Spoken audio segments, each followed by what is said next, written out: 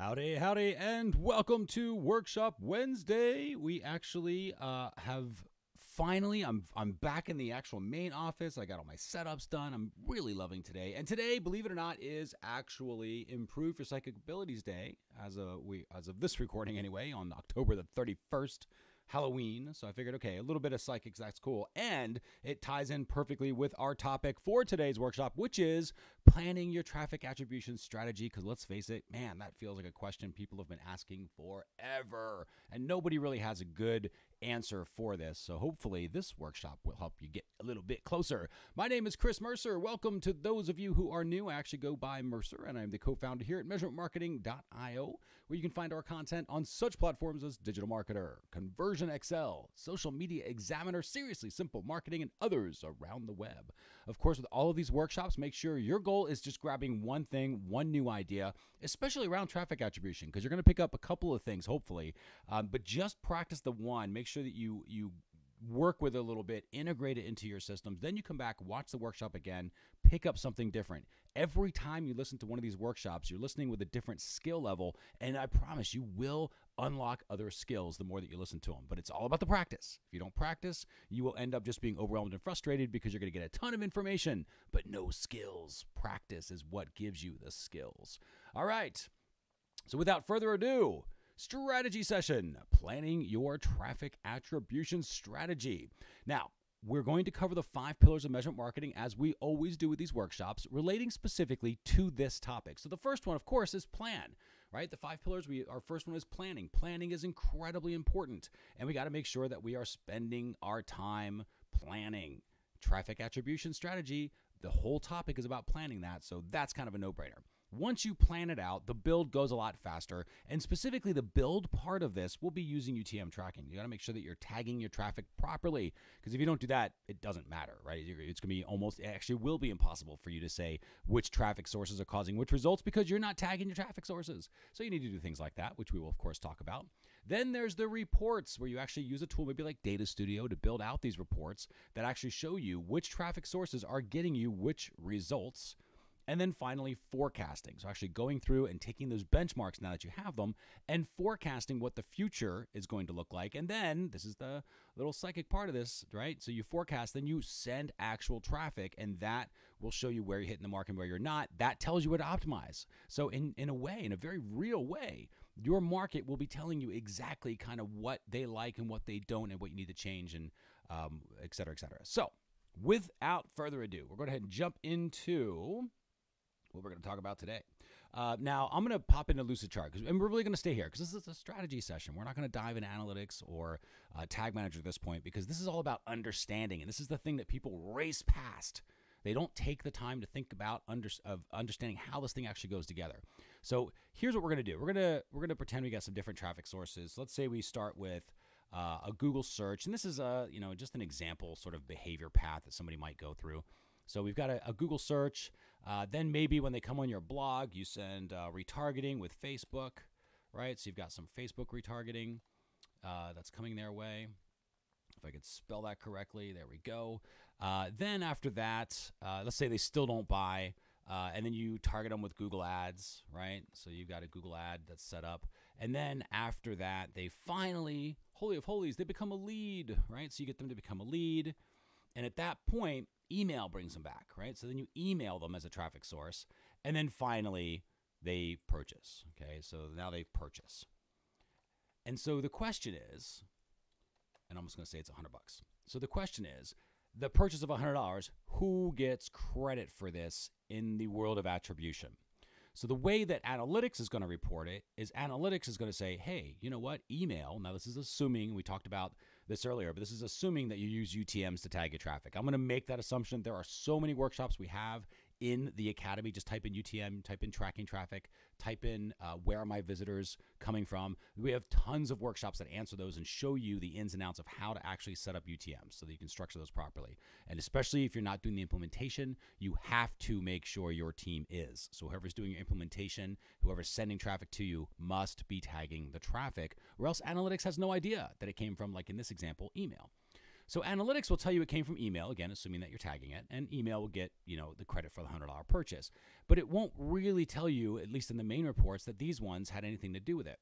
There is a report in Google Analytics called Assisted Conversions, where it will also say, oh, you know what? Ads assisted in the $100 purchase, Facebook retargeting assisted in the $100 purchase, Google search assisted in the $100 purchase. And that's all true. They all have something to play with it. And then if you go to Google Ads and say, well, hey, how many sales did you make? Google Ads is going to say, hey, I got this sale. Now, again, this comes down to the whole idea of attribution, right? So Google Ads, let's say they clicked on this ad, and I'm going to kind of put this little thing out here. Let's put when these actions happened. So let's put, for example, what can we use here? Let's use this one. So let's say this happened on a Tuesday, okay? And then we'll bring this up. So let's say this happened on a Tuesday.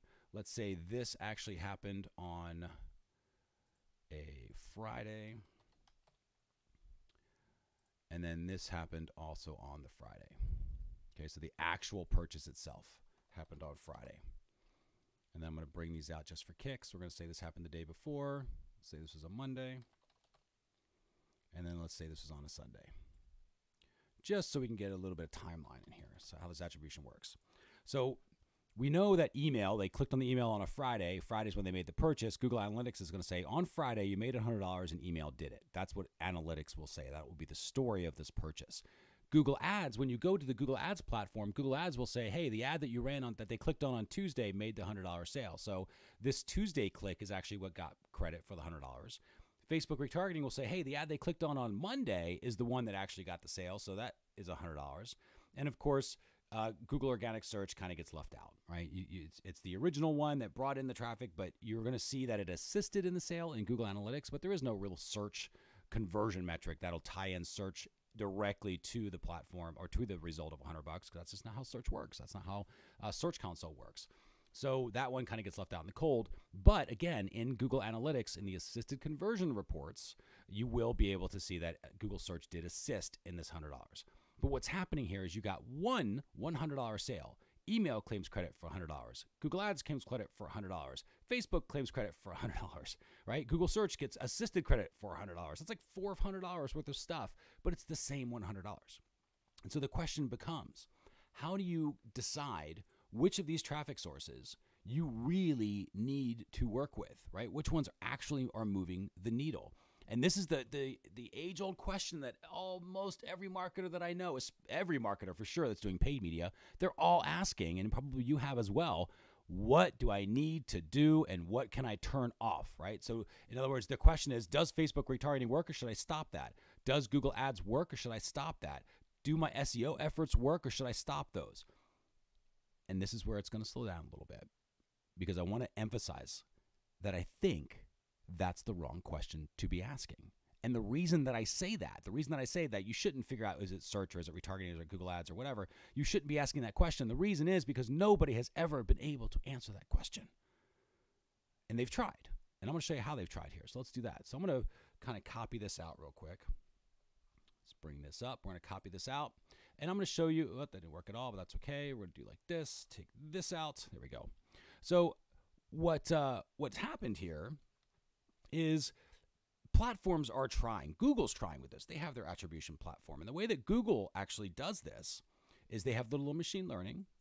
And so what they'll do is, and this is actually kind of funny because they can't technically do it with Facebook retargeting because they can't see Facebook retargeting. But let's assume for the sake of example they could, and we could use their algorithms for this. So what happens is you've got let's say this happens where we take this out. All right, so we've got this little missing component, and we've got two paths. I'm going to keep it 2 arrows just so we know that there was a missing piece there. So we have two paths. So we've got one where the user went search, then Facebook, then Google Ads, then email, then purchased. And then they do another one where it was search and then nothing, and then Google Ads, then email, and then purchased. But what they're doing is instead of all these purchases here, I didn't realize I had so many duplicates. Instead of all these purchases that are hiding behind here, they are looking at conversion rates. So what they'll do is they'll say, okay, we've got a nice little conversion rate, and we're going to measure that. Let's see if I can find my text block here. There we go. So let's say the conversion rate on this particular one is, for sake of example, 10%. Obviously, that would not be the case for the vast majority of us, but just because it makes the numbers nice. go. So we have a 10% one, and then let's say we have another one that's at our original one. Let's say it was at 5%. Okay.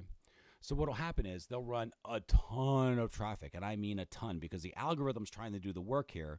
And so what happens is they need an absolute massive amount of data. 2,000 transactions in a 30-day period, 50 million different hits coming through, a massive amount of traffic, bigger than most of us would have. So already that's already an issue for the vast majority of us. But even at that point, what they do is they send all the traffic through here and they say, cool, here's what this conversion is. Let's say it came out with the 5%. Then they run it all through this particular thing and they say, great, here's the conversion at 10%. And then they say, well, the only difference is this. So therefore, Facebook retargeting actually is hurting us, right? So they say, Facebook retargeting is actually hurting us. You shouldn't use that. You should just use these three. And that's sort of how the algorithm does its thing. But it needs a massive amount of data. And at best, it can only tell you what happened over the last 30 days. It can't necessarily start to help you predict what's going to happen. So there is a possible solution, but incredibly complicated, massive amounts of data, and still doesn't really get us to the end-all result. It doesn't really simplify it, and I want something simple. So here's what we're going to do. I'm going to take this out, and we're going to get simple. And I want to think through, instead of, let me see if I can pull these out here.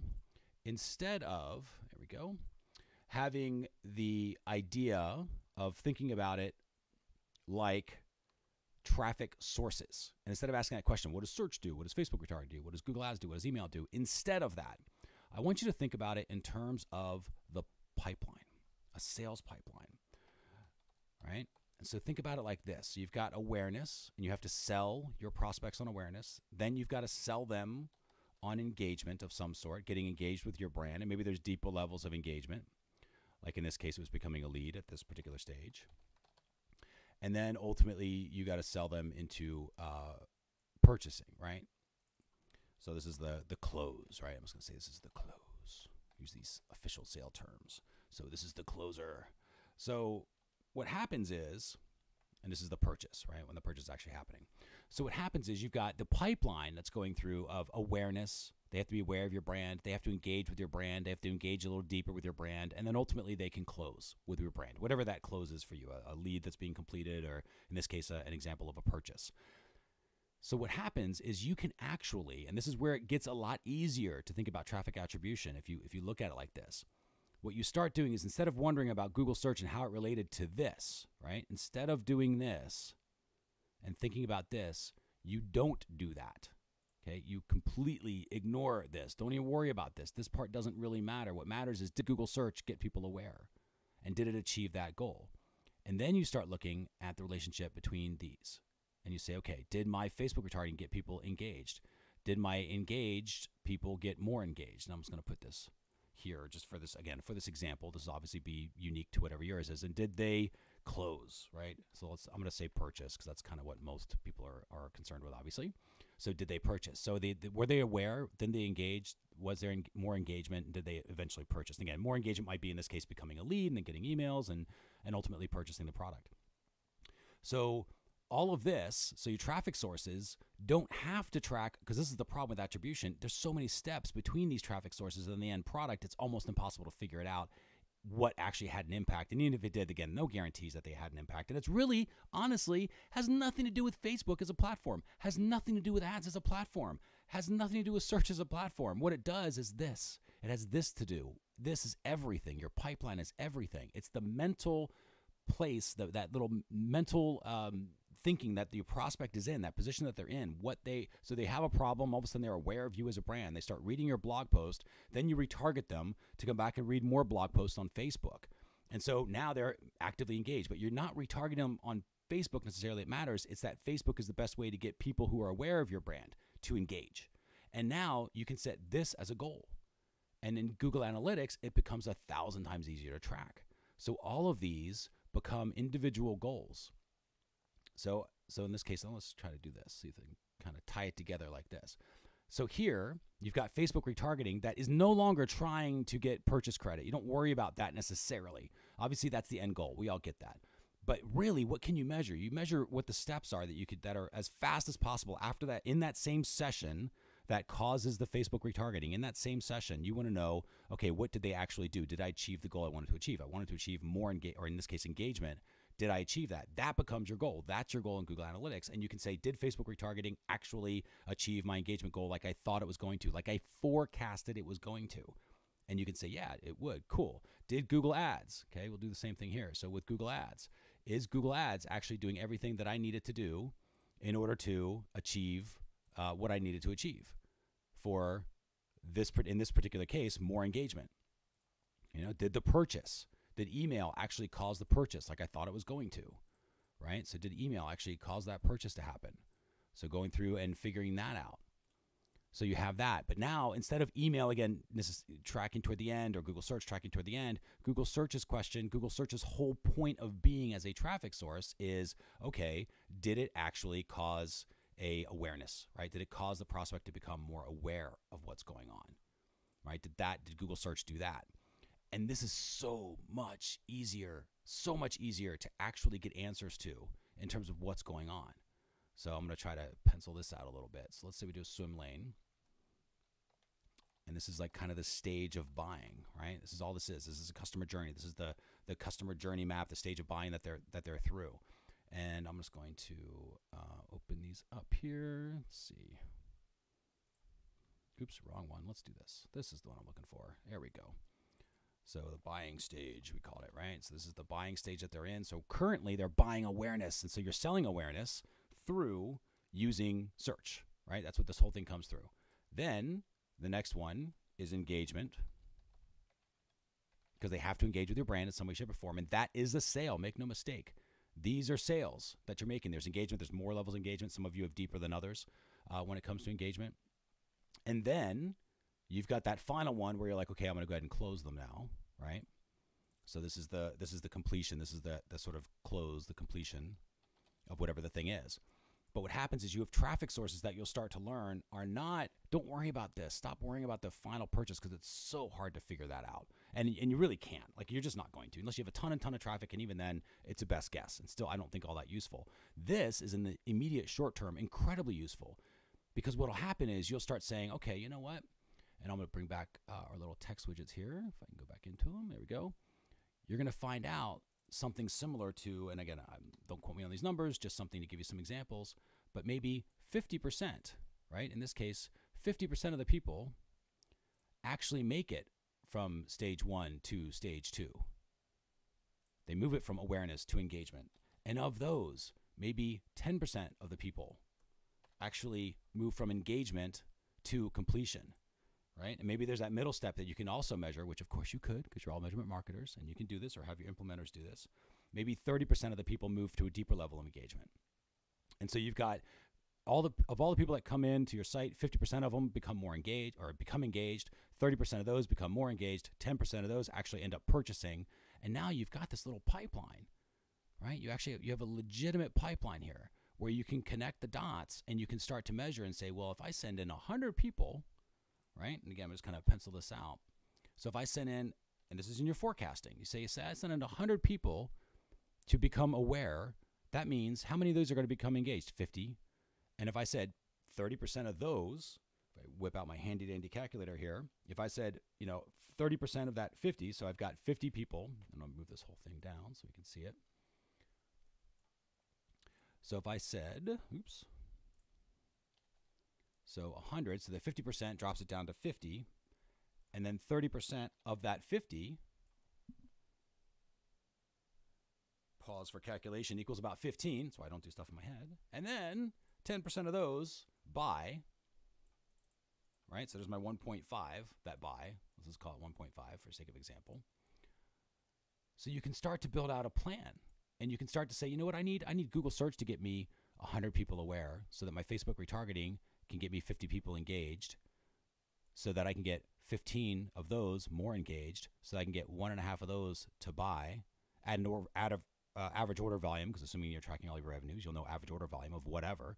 And now you can start to give your traffic sources achievable goals that are easy to actually go through and measure, because the goal is right in the same session. It's happening in the same session, not over multiple sessions. So instead of 4 different visits and trying to figure out which of those 4 actually move the needle, blah, blah, blah, you track every session has a goal, and the goal of the session is to move them through this pipeline.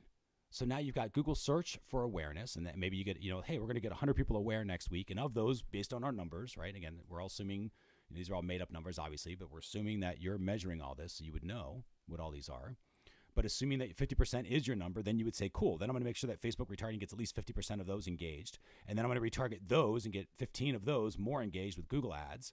And then of those, I'm going to, in this example, we're saying more engagement is the lead, hence the email. That's why we even have their email address.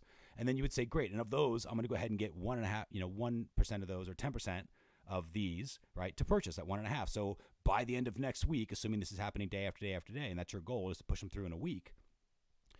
By the end of that week, we should have 1.5 sales at an average order volume of whatever, and that's what your average is going to be. It's a completely different way of looking at things. So that's it. I'll go ahead and wrap it up here.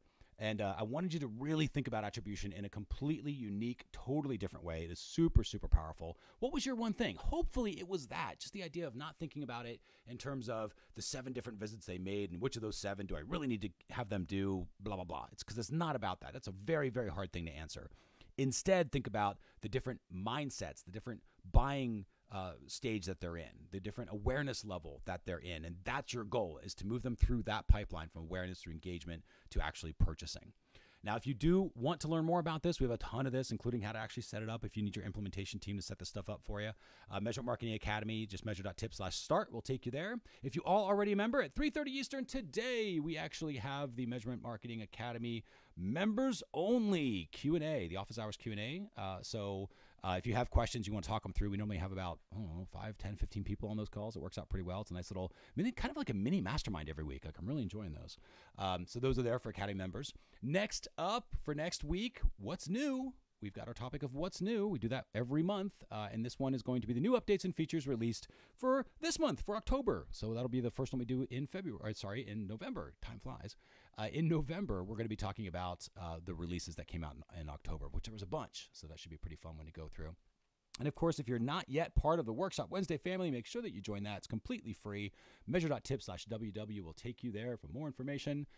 Otherwise, that is it. We will go ahead and leave it here. Thank you all very much. This has been Strategy Session, planning your traffic attribution strategy. Thanks again for watching this workshop, and we will catch you on the next one. Take care.